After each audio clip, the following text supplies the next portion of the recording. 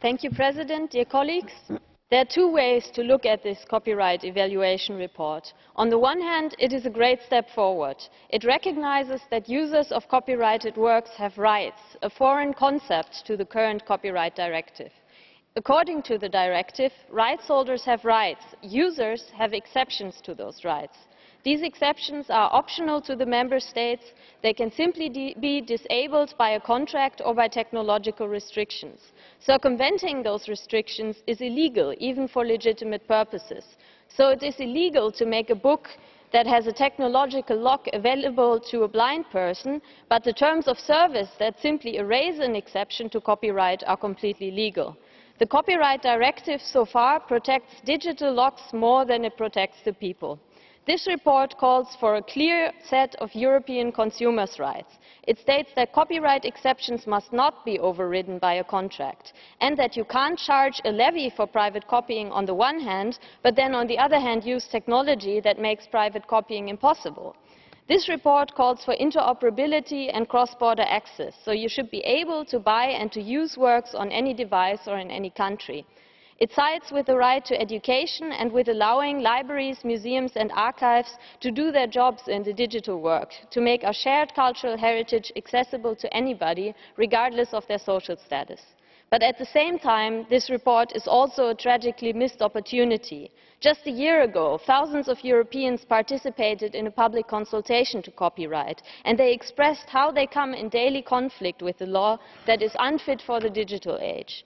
Then Commissioner Kroes recognized that copyright must be radically reformed to not become irrelevant. President Juncker announced his goal to tear down national silos in copyright, and Commissioner Ansip boldly took on geo-blocking. The message was clear: now is the time to act decisively.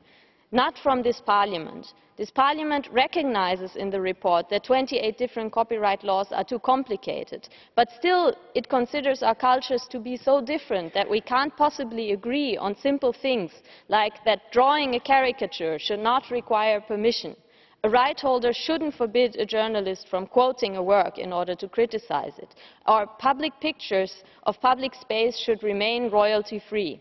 This Parliament is at its best when it is the voice of the people.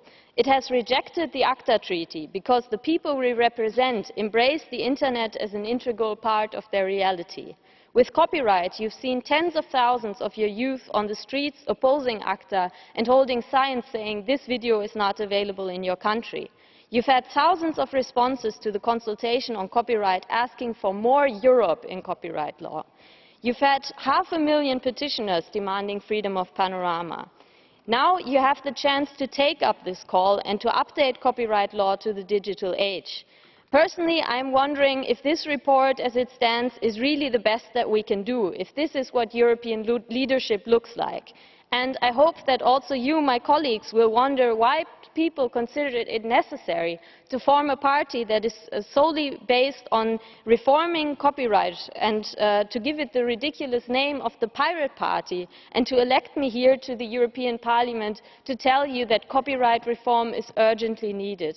I am hoping that my colleagues, when the reform from the Commission comes, will be more bold in demanding European copyright and common rules for everybody, and that we can make sure that the European Parliament is not just following the Commission proposal, but is also a decisive player in making sure that copyright is fit to the digital age and understandable to regular people. Thank you very much.